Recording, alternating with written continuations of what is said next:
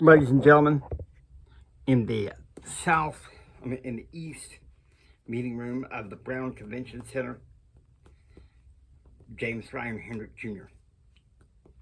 Good morning. Sorry to call y'all out here in such an early morning short notice. I want you to know that I read the Henry Wire, and I watched Ranger News on the car service ride down here from the hotel, and I want you to know that the things that are going on.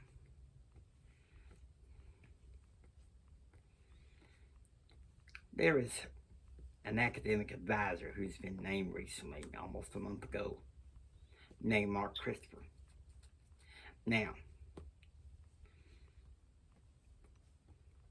the man has an eye for law and public affairs, but other than being a law professor and a lawyer, he's no more than just some glorified management consultant, pretending to be for the public good.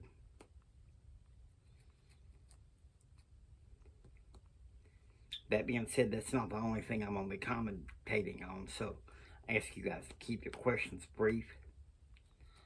I have about 18 questions. Yes. JR John Henry of the John Henry Hour, my question to you is this. The John Henry Wire, my question to you is this. Why would your father pick such a time to ask me to come forward?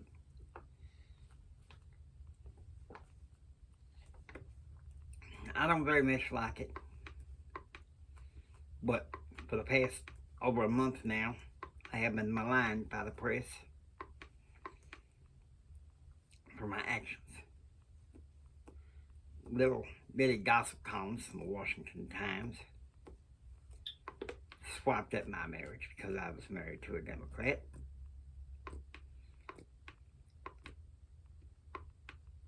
What political party is assigned to a man that is an heir to one of the most powerful families in Texas is irrelevant. Yes. Alice Reed from the Blake Carter Show. My question to you is this. Your father has come forward, say, on the judgment with Senator Cordell Wheeler, on Ranger News, and on talk radio. Can you tell me why he does not report to the press? My father, if you forgive me, he's old school. He don't know how to finesse the press like I do. He don't know how to deal with them in a more calm way. He just gives straight up detail, that's all. All he knows is law and power. But yet Mark Christopher says this goes back to a feud which began with your father over a decade ago. I'm aware of the feud. I've confronted Mark Christopher in the past for coming forward and making his remarks. And the one thing I gotta say is this. It was his cousin, while my daddy was seeking a fortune in country music, that did everything he could for 3.5 years to cripple my father. He could have easily succeeded. And now all of a sudden his pipsqueak cousin is coming out and talking noise.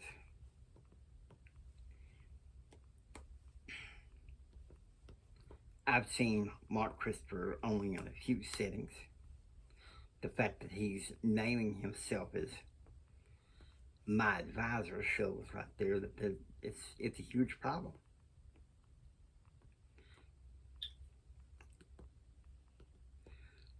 Yes.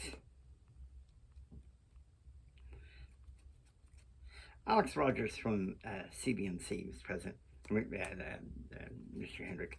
My question to you is this. You're not here in Houston for political damage control. You're here in Houston to get away from the attention. Look, I agreed to this press conference. I didn't agree to be slammed.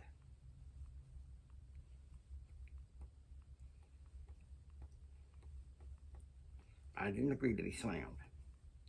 And the one thing I will say to you is this. I came here, yes, to escape the scrutiny, but also strictly business. I'm here strictly for business, nothing more. But some could say that one of the speakers at the event, known as Britley Dream Days, that the main speaker of the event is very friendly to your father and therefore has some political overtones. The man doesn't always have occasion to sit down with my father. They're not necessarily rubbing shoulders. Bill Britley is a national power, and I do respect him.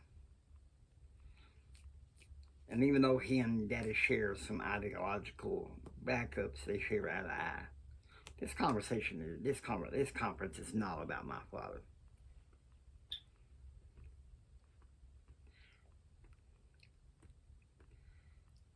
Yes. How is really from CBNC, Mr. President? My question to you is this, though. Isn't it in some ways about your father? This feud with Mark Christopher? Because some, like Paige Hotstepper, one of our reporters who left the Washington Times, says the sins of the fathers often gets visited upon the sons. You must have me confused with someone else. I am not my father.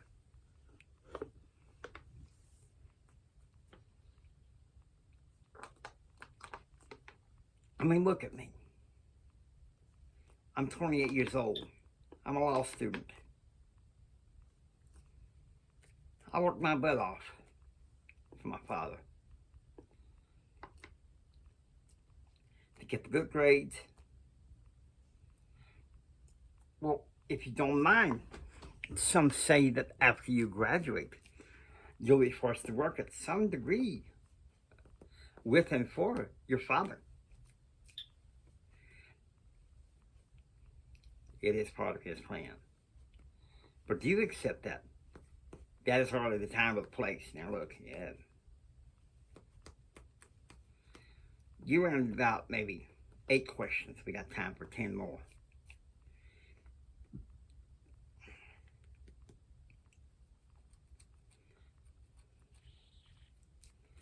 Yes.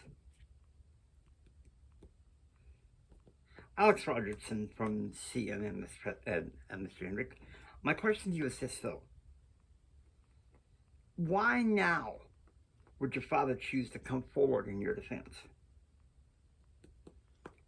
Because some conservative-leaning reports won't cover what we see as truth. Now, I don't know my father's motives. I have not seen the man since shortly before New Year's. This is a new year. This is a new me. Because we said that this feud between you and Mark Christopher is politically motivated, much like Mike Christopher was towards your father. Let me qualify something here. I don't hardly see it yet known as a feud. Yeah, he's taken a couple swipes at me, but I haven't seen anything to mark as a feud yet. There's plenty of conspiracy theorists going around, but if there is a feud, it ain't right versus left. It's right versus wrong. End of story.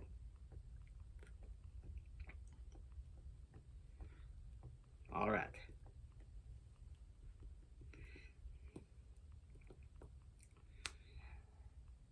Andrew Randallson from the Fort Worth Times, Mr. Hendrick. My question to you is this.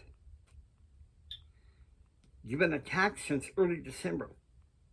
Why all of a sudden you're choosing to come forward? Because it's getting more personal. Because Mark Christopher is using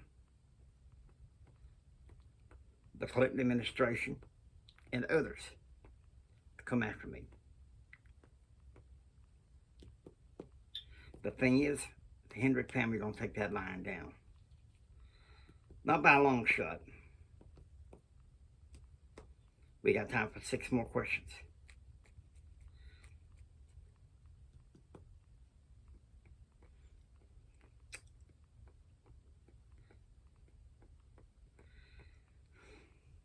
JR, Brent Clark, you better hear.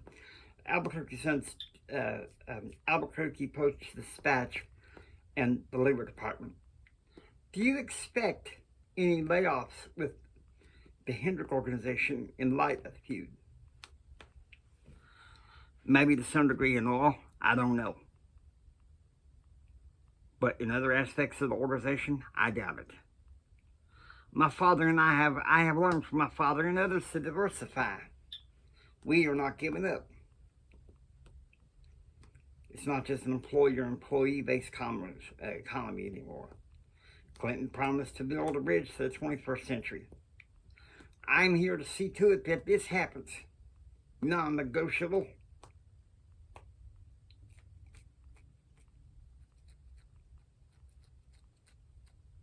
Excuse me, Mr. Hendrick, but I think we better clear the room. Some of the more power actors are coming backstage for the event. That'll be all of y'all, and I'll be keeping you in touch.